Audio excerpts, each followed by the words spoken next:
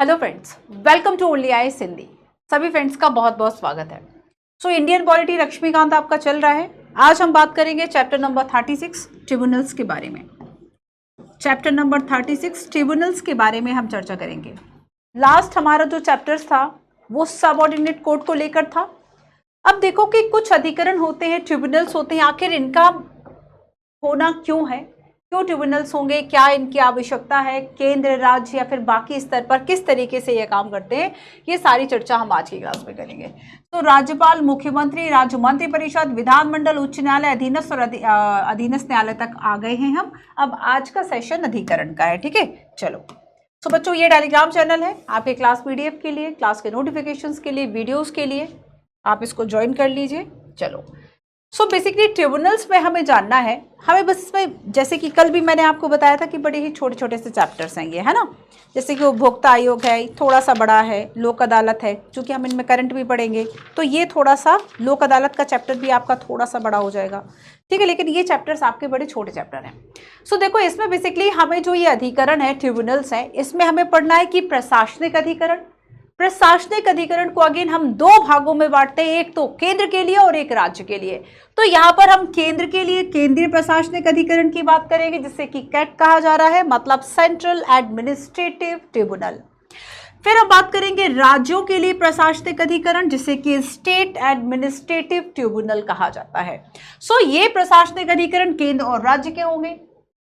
अब देखो, कुछ अन्य मामलों के लिए भी जो अधिकरण है वह स्थापित किए जाएंगे। ट्रिब्यूनल का आखिर मतलब क्या है? ट्रिब्यूनल का आखिर मतलब क्या है? देखो, जब हम इन ट्रिब्यूनल्स की बात करते हैं, ट्रिब्यूनल का मेन हम देखेंगे तो एक क्वासी जुडिशियल बॉडी होते हैं। ये क्वासी जुडिशियल अर्ध न्यायिक प्रकार की संस्थाएं होती हैं।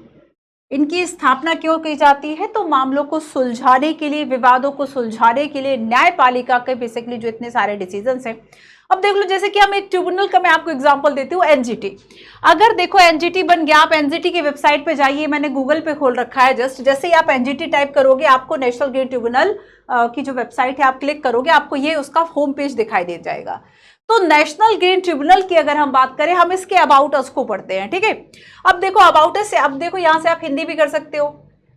अगर हम राष्ट्रीय हरित न्यायाधिकरण या एनजीटी की, नेशनल ग्रीन ट्रिब्यूनल की बात करें, बेसिकली इसका मेन काम क्या है कि पर्यावरण को लेकर, पर्यावरण से संबंधित जो कानूनी अधिकार है उसको अगर वह प्रवर्तन करना, अगर एनवायरमेंट जो है उसको प्रॉब्लम हो रही है ना, या फिर किसी तरह के कोई विवाद है उनको लेकर। जैसे कि एक छोटा सा एग्जाम्पल मैं आपको बताती हूँ कि पर्यावरण को लेकर या पर्यावरण को बचाने के लिए, जैसे कि एनजीटी ने क्या किया कि जो यमुना नदी है वो बहुत गंदी हो रही थी, तो कहा कि अगर आप उस पर कचरा डालोगे तो 500 रुपए का फाइन लगेगा।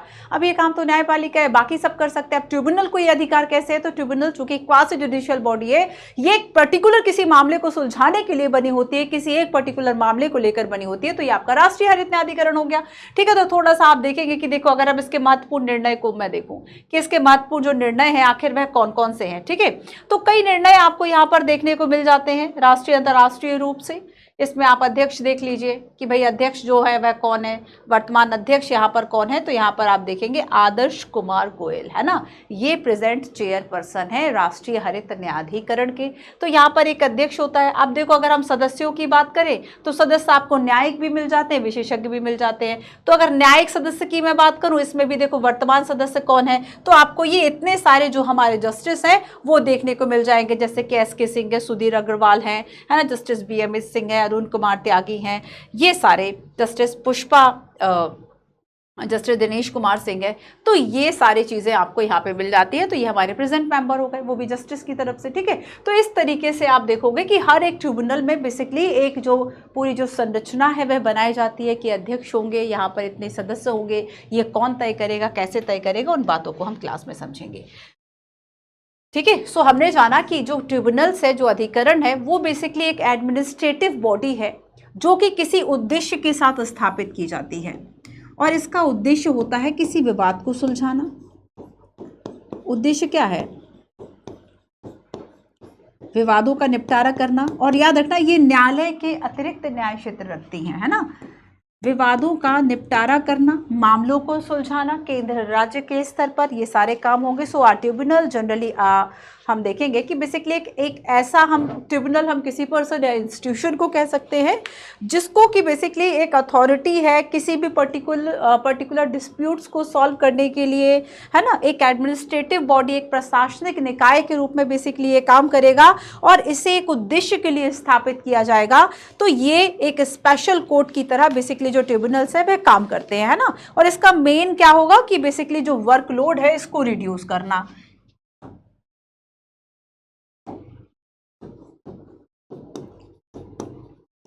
न्यायालय का कार्यभार कम करना। अब देखो कि पर्यावरण के मामले हैं तो भाई अब न्यायालय क्यों देखे, अलग से ट्रिब्यूनल बना दिया, वह देखेगा। सो न्यायालय का जो कार्यभार है वह क्या करना, कम करना, ये इसका मेन उद्देश्य है। न्यायालय के कार्यभार को कम करना ये इसका उद्देश्य है, ठीक है। अच्छा देखो कि अगर हम देखें कि इसकी बात की जो अधिकरण होंगे, ट्रिब्यूनल्स होंगे, आखिर कहाँ पर ये कहा गया है, क्या संविधान में ये कहा गया है कि अधिकरण होंगे, क्या संविधान में इसकी बात कही गई है? तो मैं आपको बता दूं कि मूल संविधान में जो हमारा अगर ओरिजिनल कॉन्स्टिट्यूशन था उसमें कोई इसका जो वर्णन है वह नहीं मिलता।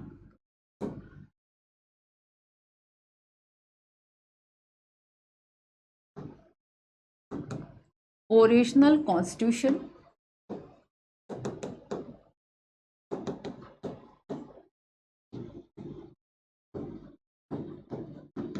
मूल संविधान में वर्णन नहीं है। मूल संविधान में नहीं है तो कभी ना कभी तो जुड़ा होगा। एक संविधान संशोधन हुआ था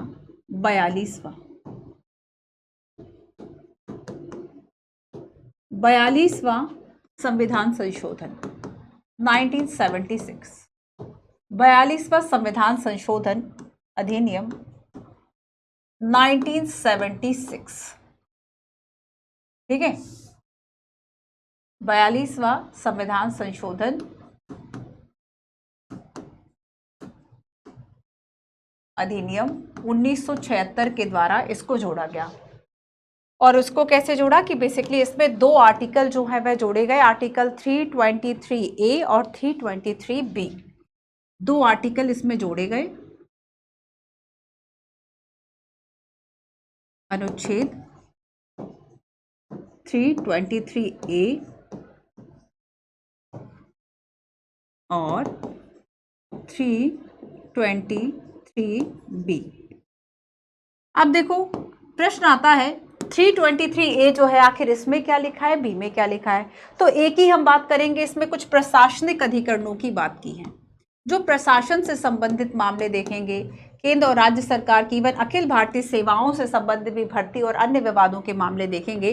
तो ये क्या है, प्रशासनिक अधिकरण, ठीक है। प्रशासनिक मामलों को देखेगा और ये बेसिकली केंद्र व राज्य दोनों स्तर पर होगा। तो केंद्र प्रशासनिक अधिकरण भी होंगे, राज्य प्रशासनिक अधिकरण भी होंगे। हालांकि इन दोनों को बेसिकली स्थापित करने का काम दोनों का ही पार्लियामेंट का है, ठीक है। आर्टिकल 323 बेसिकली प्रशासनिक सेवाओं से अलग अन्य मामलों की बात करता है, जैसे कि पर्यावरण या किराएदार के मामले, अन्य मामलों से संबंधित जो अधिकरण बनेंगे, अन्य मामलों से संबंधित जो अधिकरण बनेंगे वो बेसिकली किससे संबंधित है, 323B से संबंधित है। तो इन दो आर्टिकल्स को बच्चों कब जोड़ा गया, 42nd अमेंडमेंट एक्ट के द्वारा 1976 में। क्लियर है, इसका एक स्क्रीनशॉट ले लो।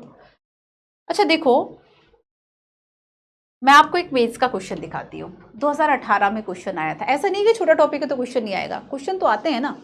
तो यहाँ पर देखो 323 क्वेश्चन 323A और B को लेकर बेसिकली ट्रिब्यूनल्स की हम बात करते हैं। इसमें क्वेश्चन पूछा कि आप इस विचार से, मतलब आप इस विचार से कहाँ तक सहमत हैं कि न्यायाधिकरण सामान्य अदालतों के अधिकार क्षेत्र को कम करते हैं, और उपरोक्त को ध्यान में रखते हुए भारत में न्यायाधिकरणों की संवैधानिक वैधता और योग्यता पर चर्चा कीजिए। क्या ये सामान्य अदालतें क्या इसके अधिकार क्षेत्र को कम करती हैं? नहीं। तो आप इसको बताइए कि भाई इसका तो उद्देश्य ही है कि किस तरीके से ये उसके बर्डन को कम कर सके, कोर्ट के बर्डन को कम कर सके। क्योंकि अगर 4-5 करोड़ केस पेंडिंग है, हो सकता है उसमें से 1000 या फिर लाख केस जो है वह कुछ ऐसे जो कि एनवायरमेंट को लेकर हो, तो हम उन केसेस को साइड कर लें और हम एक ट्रिब्यूनल बना दें जो कि उन मामलों को सुलझा ले। तो यहाँ पर क्या है कि बेसिकली ये जो ट्रिब्यूनल्स बनाए गए ये अदालतों की हेल्प करने के लिए बनाए गए, ना कि उनके न्याय क्षेत्र को कम करने के लिए। और उसके अलावा हम देखेंगे कि भाई भारत में न्यायाधिकरणों की संवैधानिक वैधता, तो संवैधानिक वैधता क्या है कि भाई मूल संविधान में तो इसकी बात की नहीं गई थी, तो कब बात की गई, तो 42वां संविधान संशोधन अधिनियम है जो 2 आर्टिकल्स को ऐड करता है, 323A 323B। इन बातों को आप लिखिए, तो ये चीजें आपको लिखनी है, ठीक है। तो यहां पर देखो आगे चलते हैं, ठीक है। तो यहां तक हमारी चर्चा हो गई 323A 323B, ठीक है। अच्छा देखो, जब हम बात करेंगे प्रशासनिक अधिकरणों की, जब हम बात करेंगे प्रशासनिक अधिकरणों की, तो हम देखेंगे कि 323A में बेसिकली केंद्र को लेकर बात, केंद्र और राज्य प्रशासनिक अधिकरण की बात की गई है। 323A अगर हम देखेंगे तो याद रखना कि ये मामले जो है वह केवल प्रशासन या लोक सेवाओं से संबंधित है,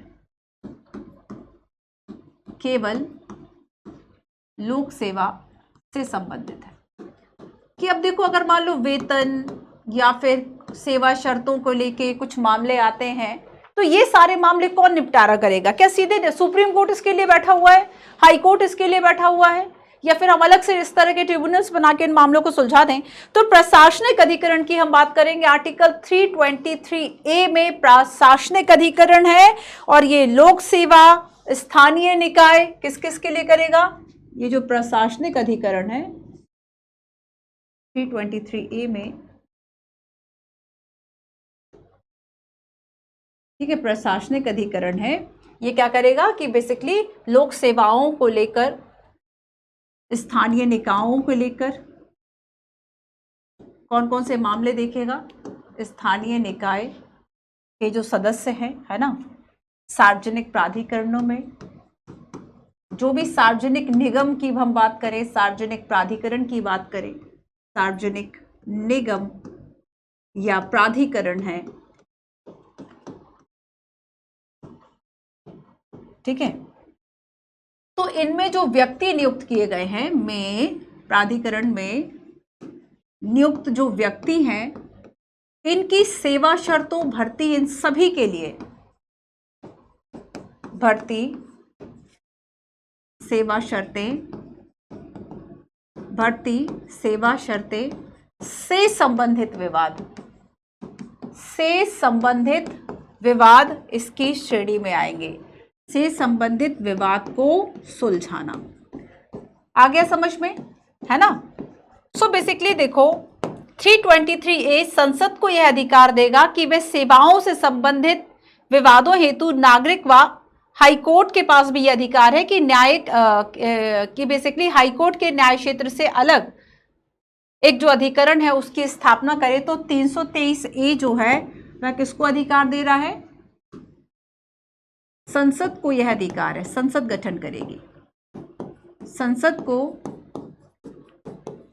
यह अधिकार है कि वह उच्च न्यायालय के न्याय क्षेत्र से अलग, उच्च न्यायालय के न्याय क्षेत्र, उच्च न्यायालय के न्याय क्षेत्र में नहीं आएंगे, ध्यान रखना, से अलग जो प्राधिकरण है या ट्रिब्यूनल्स हैं, प्राधिकरण स्थापित करेगा, प्राधिकरण की स्थापना करे। ठीक है, क्लियर है?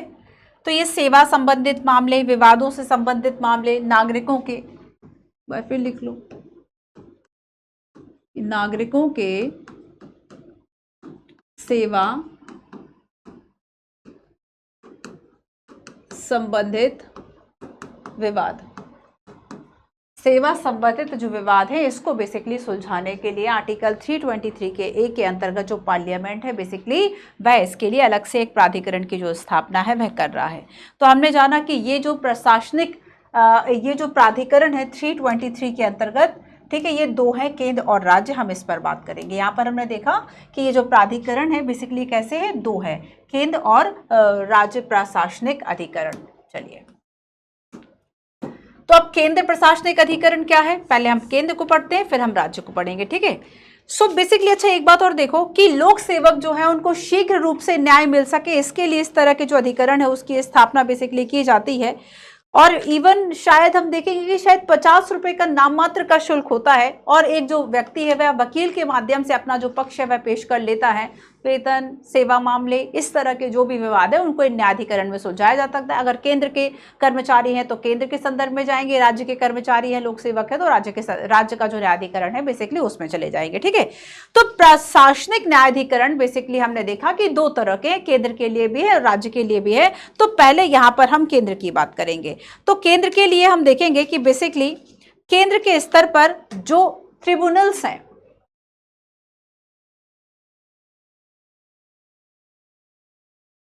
केंद्र के स्तर पर जो ट्रिब्यूनल्स हैं, इसकी मुख्य पीठ जो है वह कहां पर है? दिल्ली में है। और इसके अलावा भी अन्य खंडपीठें हैं। अच्छा, ये खंडपीठ का मतलब क्या होता है? खंडपीठ का मतलब होता है कि हाई कोर्ट या सुप्रीम कोर्ट की जब हम बात करेंगे तो उसमें 1, 2 या 3 न्यायाधीश जो है बेसिकली इनसे युक्त एक पीठ, उसे ही हम कह देते थे कि न्यायाधीशों की पीठ ने, या बेंच भी हम कह देते हैं, उन्होंने ये फैसला लिया। तो जो केंद्र सरकार का प्रशासनिक अधिकरण है बेसिकली, जैसे कि हम प्रधान न्यायपीठ, मुख्य न्यायपीठ की बात करेंगे तो ये दिल्ली है, और इसका न्यायिक क्षेत्र जो है वह एनसीआर होगा, है ना, राष्ट्रीय राजधानी क्षेत्र। अब जैसे कि इसकी एक और पीठ की हम बात करेंगे वह इलाहाबाद है। तो यहाँ पर क्या है कि इस तरह से 19 खंडपीठें हैं। इसकी मुख्य पीठ दिल्ली में, 19 खंडपीठें हैं, जो कि जैसे कि अब इलाहाबाद में है तो वो यूपी के रिलेटेड जो मामले है वह देख रही है, लखनऊ क्षेत्र को छोड़ दे रही है। ठीक है, इसके अलावा कटक पीठ है तो वो ओडिशा के मामले देख रही है, मद्रास पीठ है तो तमिलनाडु व पुडुचेरी के जो मामले हैं वह बेसिकली देख रही है, पटना पीठ है तो वह बिहार और झारखंड के मामले देख रही है। ठीक है, तो ऐसा है कि एक से ज्यादा स्टेट भी बेसिकली एक पीठ में आ सकते हैं। तो मुख्य खंडपीठ दिल्ली में है, मुख्य जो पीठ है वह दिल्ली में है, बाकी जो खंडपीठ है वह इसके अलावा भी कैसी है? 19 पीठें हैं। ठीक है, क्लियर है? अब देखो कि बेसिकली इनके अधिकार क्षेत्र की अगर हम बात करेंगे तो हमने जाना कुछ मामलों की, तो हमने बात कर ली कि कौन कौन इसके अंतर्गत आएंगे। कुछ मामले हम और देख लेते हैं, 3-4 बातों को हमें समझना है। तो हमें 2 मामले पढ़ने हैं ध्यान से। एक तो ऐसे मामले जो इसके अंतर्गत आएंगे, दूसरे ऐसे मामले जो कि इसके अंतर्गत नहीं आएंगे। ठीक है, तो पहले ऐसे मामले जो कि इसके अंतर्गत आएंगे उसमें आएगा कि लोक सेवकों की भर्ती। किन किन मामलों की ये बात करेगा? तो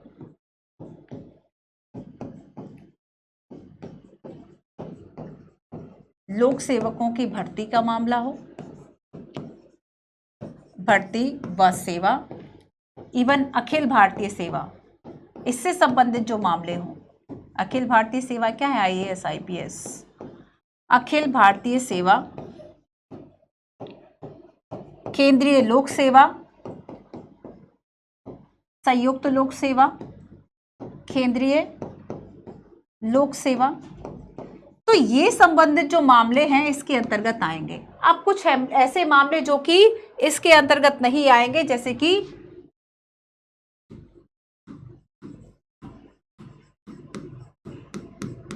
देखो, अगर हम सैन्य सेवा की बात करें तो जो सैन्य सेवा में न्यायिक अधिकारी होंगे या जो उसके सदस्य होंगे, न्यायिक सदस्य, ये इसके दायरे में नहीं आएंगे। इसके अलावा अगर हम संसद के सचिवालय की बात करें तो संसद सचिवालय के जो अधिकारी कर्मचारी होंगे, संसद सचिवालय के मामले, ये इसके अंतर्गत नहीं आएंगे।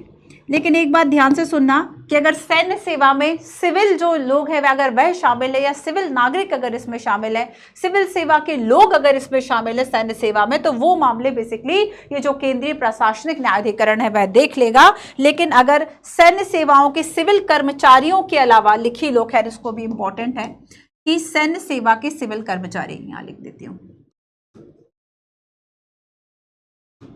सैन्य सेवा के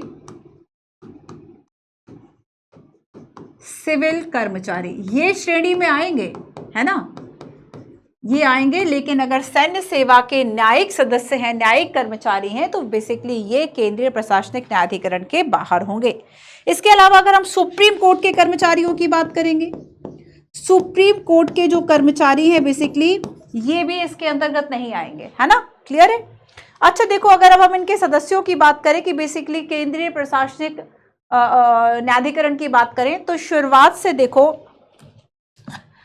जब इसकी स्थापना हुई 42वें संविधान संशोधन के बाद, कि केंद्र और राज्य के स्तर पर होगा, तो एक बहुसदस्यीय निकाय के रूप में हुआ कि पहले उपाध्यक्ष भी होता था, अध्यक्ष, उपाध्यक्ष, कुछ सदस्य, बाद में उपाध्यक्ष जो है वह हटा दिया, एक संविधान संशोधन किया। अच्छा, संविधान संशोधन एक एक्ट के द्वारा 2006 का एक एक्ट था और उसमें उपाध्यक्ष का जो पद है बेसिकली वह हटा दिया, बहुसदस्यीय होगा। लेकिन देखो इसकी संरचना जो है वह अलग अलग हो सकती है, ठीक है, बहुसदस्यीय है डेफिनेटली है, लेकिन अब इसमें कितने सदस्य होंगे कितने नहीं होंगे ये अधिकार जो है वह छोड़ दिया गया राष्ट्रपति पर।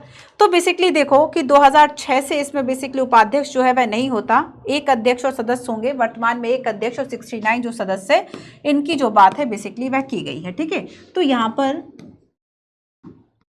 केंद्रीय प्रशासनिक अधिकरण जो है, अगर इनकी संरचना की हम बात करेंगे तो संरचना में सबसे पहली बात बहुसदस्यीय है, ठीक है, और इसमें अध्यक्ष,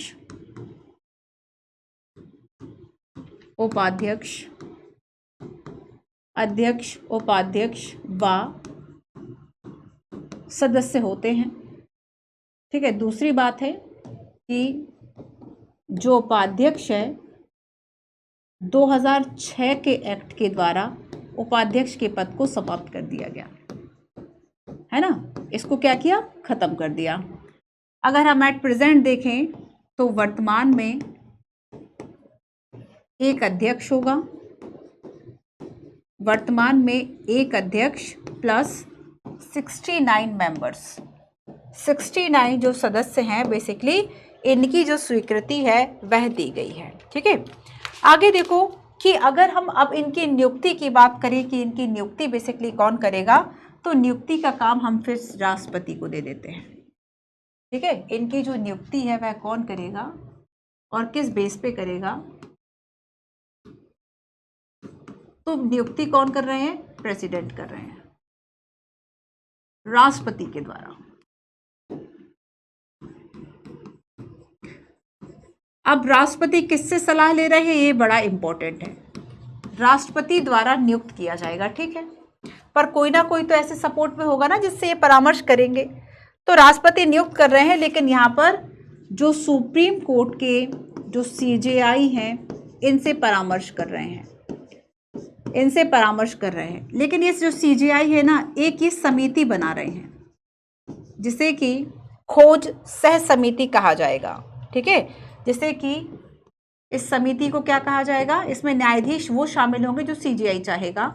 एक खोज सह समिति होगी, खोज सह समिति, और ये समिति बेसिकली बताएगी कि कौन कौन जो है वह होंगे। इनसे परामर्श करने के बाद फिर राष्ट्रपति के पास फाइनल अथॉरिटी है कि वो बेसिकली नियुक्त कर देंगे, ठीक है।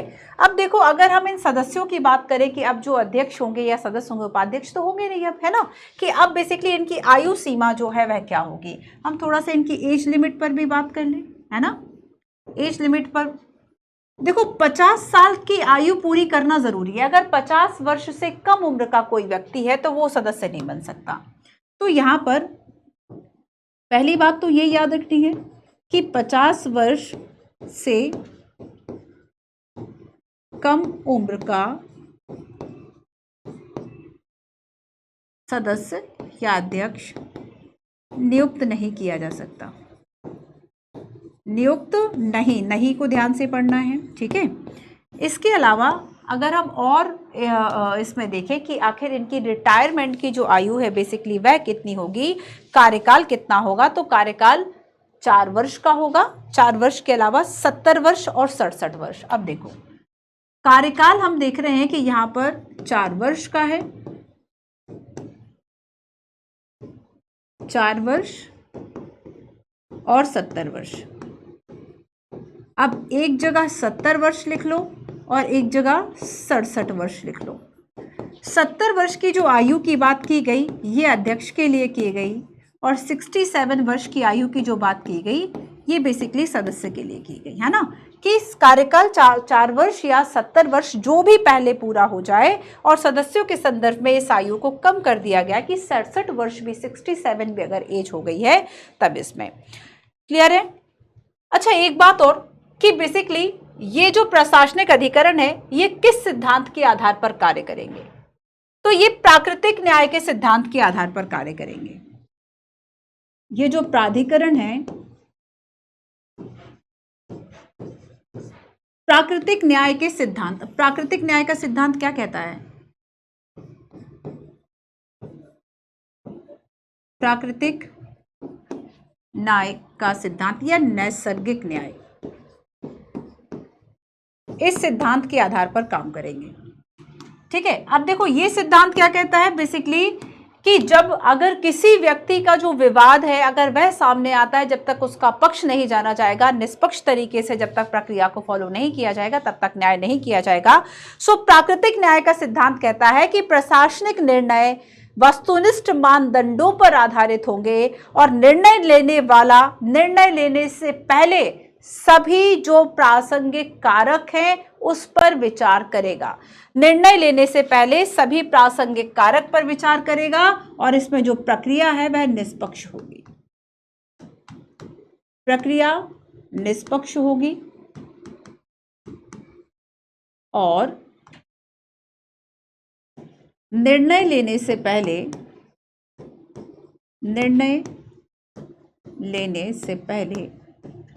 सभी प्रासंगिक कारकों पर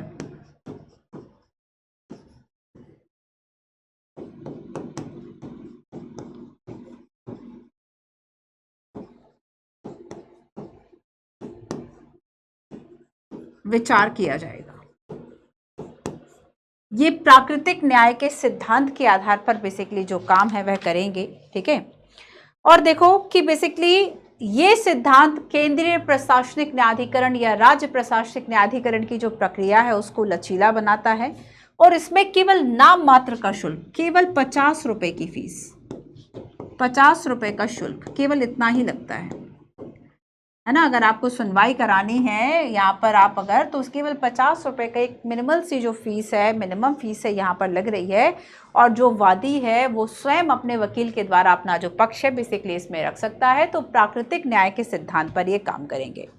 अच्छा, अब एक बात देखो कि बेसिकली हमें एक मामला पढ़ना है। इस मामले का नाम आप पहले भी सुन चुके हैं शायद। मामला है चंद्र कुमार का, चंद्र कुमार मामला। ठीक है, चंद्र कुमार मामला 1997।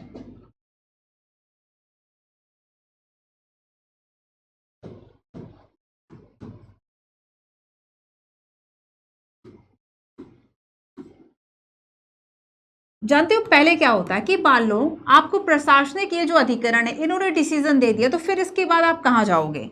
तो पहले ये जो कहा जाता था कि देखो अगर मान लो ट्रिब्यूनल ने निर्णय दिया है ना, कोई भी जो ट्रिब्यूनल है, प्राधिकरण है, तो प्राधिकरण के निर्णयों के खिलाफ, प्राधिकरण ने जो निर्णय दिया, ठीक है, इस निर्णय के खिलाफ आप अपील केवल उच्चतम न्यायालय में कर सकते थे।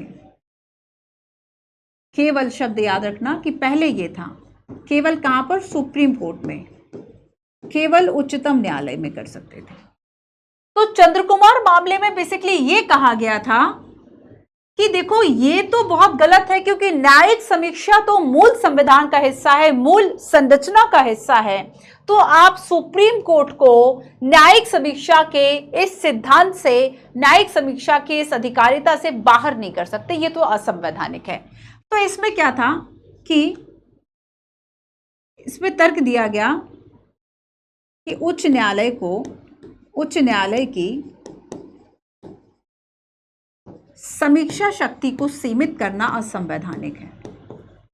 कि समीक्षा शक्ति, न्यायिक समीक्षा है ना, समीक्षा शक्ति को प्रतिबंधित करना, प्रतिबंध ही था एक तरीके से कि आप सीधे उच्चतम न्यायालय जाओ तो जाओ, सुप्रीम कोर्ट जाओ तो जाओ, हाई कोर्ट नहीं जा सकते थे। तो उच्चतम न्यायालय की समीक्षा शक्ति को प्रतिबंधित करना असंवैधानिक माना कि ये संविधान के खिलाफ है, असंवैधानिक है। असंवैधानिक इसलिए क्योंकि न्यायिक समीक्षा तो भाई मूल संरचना का हिस्सा है।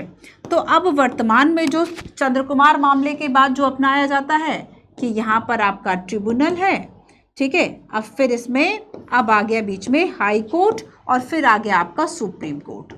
फिर हाई कोर्ट और सुप्रीम कोर्ट। तो वर्तमान में आप देखेंगे कि कोई प्राधिकरण का निर्णय है, व्यक्ति असंतुष्ट है, तो अब वह केवल पहले सीधे उच्चतम न्यायालय जा सकता था, बट जो मामला आया चंद्र कुमार मामला 1997 का, और इसमें बेसिकली ये कहा गया कि जो पीड़ित लोक सेवक है वह उच्च न्यायालय में बेसिकली हम देखेंगे कि अच्छा याद रखना कि बेसिकली अब ये संभव नहीं है कि आप डायरेक्ट उच्चतम न्यायालय जाओ, अब आपको सुप्रीम कोर्ट जो हाई कोर्ट जो है बेसिकली वह जाना ही पड़ेगा। ठीक है, चलो, तो ये था आपका केंद्र का प्रशासनिक अधिकरण, यही बड़ा था। अब बाकी राज्य की तो बातें बहुत कम है ना, राज्य की, क्योंकि आधी चीजें तो वैसी ही होंगी जैसे कि केंद्र की हैं। जो केंद्र की शक्तियां हैं वह राज्य प्राधिकरण की शक्तियां होंगी। तो हमने केंद्रीय प्राधिकरण की बात कर ली, अब राज्य की बात करेंगे। ठीक है, ये प्रशासनिक प्राधिकरण कहलाते हैं। चलो अब देखते हैं राज्य प्रशासनिक अधिकरण। तो सबसे पहली बात तो ये है कि जब हम राज्य प्रशासनिक अधिकरणों की बात करेंगे तो राज्य से संबंधित जो भी लोक सेवाओं के मामले हैं, जो भी वहां पे लोक सेवक है, उनकी भर्ती, सेवा, शर्तें, ये सारे जो विवाद है उनको सुलझाने के लिए जो प्राधिकरण है बेसिकली वह बनी हुई है। ठीक है, अब लेकिन देखो अगर हम इसके गठन की बात करेंगे तो संबंधित राज्य सरकार की विशेष मांग पर इस तरह का जो गठन है वह किया जाता है। तो कब गठन कब किया जाएगा?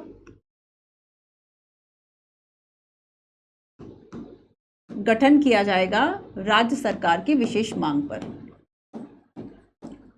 राज्य सरकार की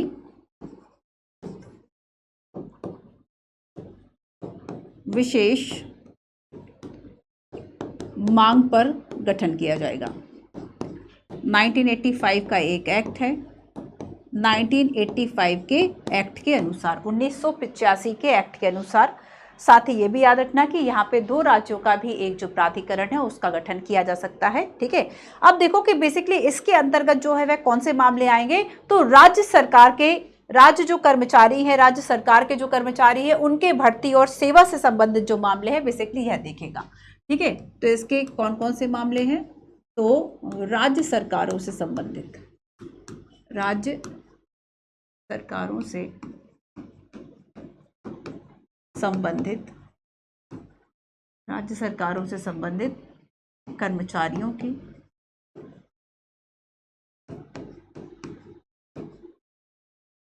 भर्ती है ना, व सेवा से संबंधित मामले देखेगा, व सेवा संबंधित मामले। ठीक है, तो ये ऐसे मामले हैं जो कि राज्यों के अंतर्गत आएंगे।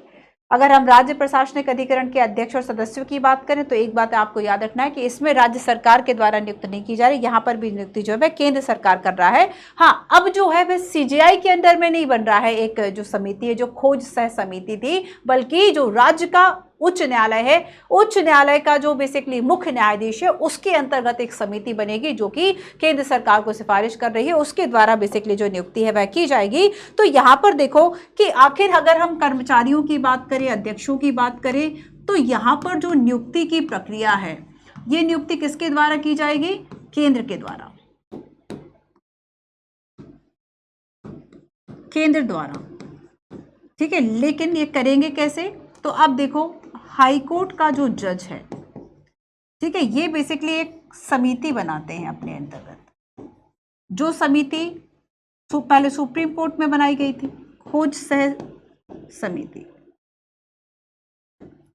ठीक है, और इस समिति की बेसिकली सिफारिशों के आधार पर केंद्र सरकार के द्वारा जो नियुक्ति है कि आखिर प्रशासनिक प्राधिकरण में अध्यक्ष और सदस्य कौन कौन होंगे, अध्यक्ष और सदस्य, अध्यक्ष और सदस्य कौन कौन होंगे, इनकी नियुक्ति बेसिकली अभी कौन कर रहा है? केंद्र सरकार के द्वारा की जा रही है ना, केंद्र सरकार के द्वारा जो है वह की जा रही है। और आपको गठन का भी याद रखना है कि बेसिकली गठन कैसे होगा, तो जब कोई पर्टिकुलर जो राज्य है वह अगर विशेष मांग करता है तब उसके आधार पर ये जो गठन है बेसिकली वह होगा। ठीक है, क्लियर है? खोज सह चयन समिति, इसमें चयन शब्द भी लिख लो, खोज सह चयन समिति एक बनती है जिसके आधार पर ये जो सिफारिशें हैं वह आगे हाईकोर्ट जो है वह बढ़ाता है। ठीक है, अच्छा, 2 या 2 से अधिक राज्यों के लिए भी संयुक्त प्राधिकरण की स्थापना की जाती है, और ज्यादातर हम देखेंगे कि लगभग जो संयुक्त प्राधिकरण बनेगा उसके भी वही अधिकार होंगे जो कि राज्य प्रशासनिक प्राधिकरण के जो अधिकार हैं वह हैं। ठीक है, तो ये आपका आर्टिकल 323A हो गया। अब हम चलते हैं आर्टिकल 323B के अंतर्गत अन्य मामलों के संदर्भ में। ठीक है, अब हम बात करेंगे अन्य मामलों से संबंधित प्राधिकरण, और ये 323B है, इसको हम समझते हैं। ऐसे मामले, देखो कुछ ऐसे मामले हैं जो कि हमने प्रशासनिक अधिकरण में नहीं लिया, जैसे कि किराएदारों को लेकर कोई विवाद है तो किराएदार के लिए हमने अलग से एक बना रखा है, वो अन्य मामलों के लिए आ जाएगा। तो अन्य मामलों की अगर हम बात करेंगे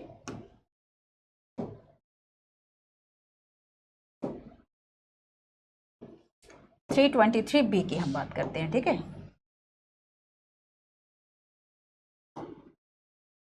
323B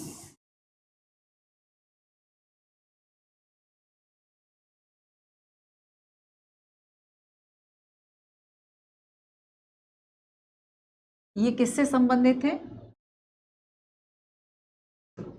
अन्य मामलों से संबंधित प्राधिकरण, अन्य मामलों से संबंधित प्राधिकरण होगा 323B के अंतर्गत, ठीक है। अब देखो ये अन्य मामले आखिर कौन कौन से होंगे, यहाँ पे इन अन्य मामलों से मतलब आखिर किस चीज का है। तो यहाँ पर मामले आएंगे जैसे कि हम विदेशी मुद्रा की बात करेंगे, जैसे कि हम संसद, विदेशी मुद्रा, मामले कौन कौन से होंगे तो विदेशी मुद्रा। अब लोक सेवकों का मामला नहीं है, ठीक है, विदेशी मुद्रा है, आयात निर्यात है। तो किन मामलों पर गठन किया जाता है ये भी काफी इंपॉर्टेंट है। आयात निर्यात है, भूमि सुधार है, भूमि सुधार के लिए प्राधिकरण बन सकते हैं, किराया किराएदारी है, किराया किराएदारी, ठीक है, संपत्ति, संपत्ति को लेकर बन सकते हैं। संसद व राज्य, अगर हम विधान निर्वाचन की बात करें उसको लेकर भी बेसिकली बन सकते हैं, विधायिका निर्वाचन को लेकर, है ना। तो कई तरीके, या खाद्य सामग्री की हम बात करें, संसद व राज्य विधायिका के निर्वाचन की बात करें, अच्छा खाद्य सामग्री भी लिख लो, भूमि सुधार है, खाद्य सामग्री है, इन सभी को लेकर जो इस तरह के प्राधिकरण है वह बनाए जाते हैं। मतलब हम ये कह रहे हैं कि लोक सेवाओं को छोड़कर, तो केंद्र और राज्य की लोक सेवाओं के लिए तो केंद्र और राज्य के लिए अलग अलग प्राधिकरण बनाए गए थे आर्टिकल 323A के अंतर्गत। अब जो 323 आर्टिकल बी है ये अन्य मामलों की बात कर रहा है, और अन्य मामले कुछ इस तरीके से। अब बात आती है कि आखिर गठन कौन करेगा, तो संसद और राज्य विधायिका बेसिकली इसमें जो गठन है वह कर सकते हैं, ठीक है, संसद और राज्य की विधायिका। तो यहाँ पर गठन कौन कर रहा है, गठन कौन कर रहा है, तो संसद और राज्य की विधायिका। यहाँ पे दोनों है, ये मत सोचना कि केवल संसद है, संसद और राज्य का विधानमंडल, संसद और राज्य का विधानमंडल। मतलब अब इन दोनों के द्वारा बेसिकली डिसीजन जो है वह लिया जा सकता है कि गठन किस मामले को लेकर किया जाना है। अब एक बात और समझो कि अगर हम 320A और 320B की बात करें तो इन दोनों में कुछ डिफरेंस है, लेकिन डिफरेंस के पहले थोड़ा सा क्वेश्चन देख लेते हैं। क्वेश्चन कहता है कि आपको ट्रिब्यूनल्स के बारे में इनकरेक्ट जो स्टेटमेंट है उसको चूज करना है। दो स्टेटमेंट है। फर्स्ट आपसे कहता है कि जो अधिकरण है वह अर्ध न्यायिक संस्था है जिसे प्रशासनिक या कर संबंधी विवादों को हल करने के लिए स्थापित किया जाता है। यह विवादों के अधीन निर्णय, संघर्षरत पक्षों के बीच में अधिकारों के निर्धारण, प्रशासनिक निर्णय, किसी विद्यमान प्रशासनिक निर्णय की समीक्षा जैसे विभिन्न कार्यों को निष्पादित करेगा। यहाँ पे कर संबंधी विवादों की जो बात है बेसिकली वह की गई। क्या इस तरह का कोई जो अधिनियम है वह बनाया जा सकता है? तो हम देखेंगे कि बेसिकली अगर कर संबंधित जो मामले हैं इनके कर्मचारी कर से रिलेटेड, या फिर हम देखेंगे आयकर प्राधिकरण इस तरह से भी जो है बेसिकली बना दिए जाते हैं, तो यहाँ पर प्रशासनिक अधिकरण कर संबंधी विवादों को भी सुलझा सकते हैं। इसलिए यहाँ पर दोनों ही स्टेटमेंट जो है वह सही है, ठीक है। तो जो भी संघर्षरत पक्ष है, अगर प्रशासनिक निर्णय है तो, या फिर वर्तमान हम कोई प्रशासनिक निर्णय लिया गया है उसकी समीक्षा करने के लिए हम जो ट्रिब्यूनल्स हैं उसकी स्थापना कर सकते हैं। प्रशासनिक अधिकरणों की विशेषताएं क्या है? प्रशासनिक अधिनिर्णय अधिकरण किसी विधि के अंतर्गत सांविधिक संस्थाएं हैं। हमने एक्ट की ही तो बात की थी, ठीक है। राज्य की न्यायिक शक्ति निहित होगी, राज्य की न्यायिक शक्ति इनमें होगी, और इस प्रकार शुद्ध प्रशासनिक कार्यों से अलग ये अर्ध न्यायिक संस्थान है। प्रशासनिक अधिकरण औचित्य एवं प्राकृतिक न्याय के सिद्धांतों पर कार्य करते हैं। न्याय संगत, पारदर्शी, निष्पक्ष रूप से कार्य करने की अपेक्षा की जाएगी। और प्रशासनिक अधिकरण नागरिक प्रक्रिया न्यायालय के द्वारा निर्धारित जो प्रक्रिया व साक्ष्य है इसके कठोर नियमों का पालन करने हेतु बाध्य नहीं होती।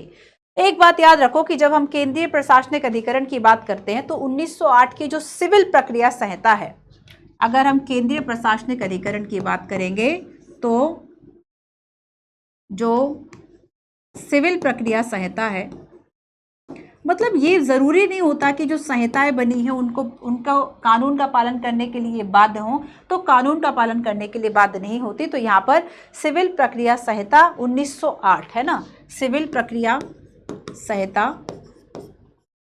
1908, तो ये जो है वह इसके पालन हेतु बाध्य नहीं है, पालन हेतु बाध्य, पालन हेतु बाध्य नहीं है। इसका मतलब क्या है कि चारों जो स्टेटमेंट है वह सही है। तो प्राकृतिक न्याय के सिद्धांत पर यह काम करेगा। ऐसा मत सोचना कि कोई संवैधानिक शर्त इसमें लगी हुई है।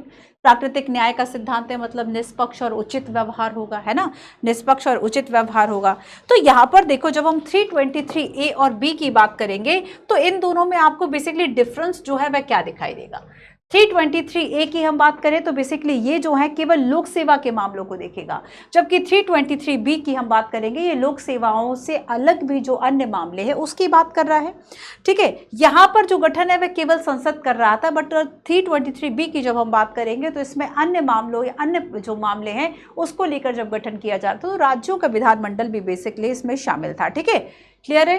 तो इस तरीके से ये चैप्टर आपका खत्म हुआ। तो इस चैप्टर में हमने बात की PDF या जो क्लास नोट्स है बच्चों इसको स्कैन करके ज्वाइन कर लो, टेलीग्राम चैनल है, या सर्च कर लो @मंजू PW UPSC वाला। हमने बात की प्रशासनिक अधिकरण और अन्य अधिकरण की। ट्रिब्यूनल्स जो है वह क्या है, एक क्वासी जुडिशियल है, स्टैट्यूटरी है, एडमिनिस्ट्रेटिव बॉडी है, किसी पर्टिकुलर पर्पस को सॉल्व करने के लिए बनी होती। जैसे कि हमने यहाँ पर किसकी बात की थी, नेशनल ग्रीन ट्रिब्यूनल की बात की थी, हमने NGT की बात की थी, है ना। NGT जो है बेसिकली वह क्या कर रहा था, NGT पर्यावरण से संबंधित जो मामले हैं बेसिकली इसको देख रहा था। नेक्स्ट हमने देखा इसका उद्देश्य न्यायालय के कार्यभार को कम करना है, मूल संविधान में नहीं था। 42वें संविधान संशोधन के द्वारा 2 आर्टिकल जोड़े, 323A 323B, दोनों का अंतर हमने देखा। केंद्रीय प्रशासनिक न्यायाधिकरण के बारे में थोड़ा सा विस्तार से पढ़ा, है ना, एज लिमिट, नियुक्ति किस तरीके से, चंद्र कुमार मामला हमने देखा। प्राधिकरण प्राकृतिक न्याय के सिद्धांत पर काम करेगा। UPSC का पूछा गया क्वेश्चन हमने देखा कि न्यायाधिकरण क्या सामान्य अदालतों के अधिकार क्षेत्र को कम करता है। भारत में न्यायाधिकरण की वैधता का परीक्षण आपको करना है। ठीक है, यही सारी बातें आपको लिखनी है। तो जो भी बच्चे ऐसे हैं जो भी इस क्वेश्चन का आंसर लिखना चाहें, मुझे लगता है इतना तो आप टाइप कर ही लेते होंगे, तो कमेंट में बेसिकली इसको बताना, फिर मैं चेक ज़रूर करूँगी कि आपने क्या सही लिखा है, नहीं लिखा है। ठीक है, चलिए तो बच्चों ये आपकी आज की क्लास थी। तो इसमें हमने अधिकरणों की बात की, छोटा सा चैप्टर था। बाद में आप देखेंगे कि इसमें बेसिकली कुछ पीठ की बात की गई है, कहाँ कौन सी पीठ है। ये आपको सारी चीज़ें इतनी याद करना इंपॉर्टेंट नहीं है, जो सारी चीज़ें इंपॉर्टेंट थी वो हम नोट्स बना चुके हैं, याद कर चुके हैं। रीडिंग का मैं आपको कोई ऑप्शन नहीं देती, रीडिंग तो आपको करना ही करना है। ठीक है, रीडिंग आपको करना ही करना है। चलिए, केवल 2 आर्टिकल है, 323A और B। अब नेक्स्ट इसमें टॉपिक होगा आपका उपभोक्ता आयोग, कंज्यूमर कमीशंस की हम बात करेंगे। फिर आपका लोक अदालत, और फिर 38 आपका लोक अदालत है ना। लोक अदालतों के बाद लोक अदालत का चैप्टर आपका थोड़ा सा बड़ा है। फिर आपका 39 और 40 में आ जाएगा आपका लोकल गवर्नमेंट, जिसमें हम नगर पालिका और जो पंचायत है हम इसकी बात करेंगे। ये भी आपका काफ़ी इंपॉर्टेंट है। सो आपका लोकल गवर्नमेंट वाला जो क्लास है वो बड़ा होगा, लोक अदालत वाला भी बड़ा होगा। UPSC ने कई बार लोक अदालतों से क्वेश्चन पूछा, उसको हम वहाँ पे एक आंसर फॉर्मेटिंग जो है वह उसमें ज़रूर कर लेंगे। ठीक है, तो नेक्स्ट उपभोक्ता आयोग वाले चैप्टर में मिलते हैं। जब तक अब तक आपके 36 चैप्टर हो चुके हैं अधिकरण पे, तो आपको जो रिवीजन है वह करते रहना है। जो आपके स्टार्टिंग के टॉपिक्स हैं जो ज़्यादा इंपॉर्टेंट है उसको आप बार बार रिवीजन करो।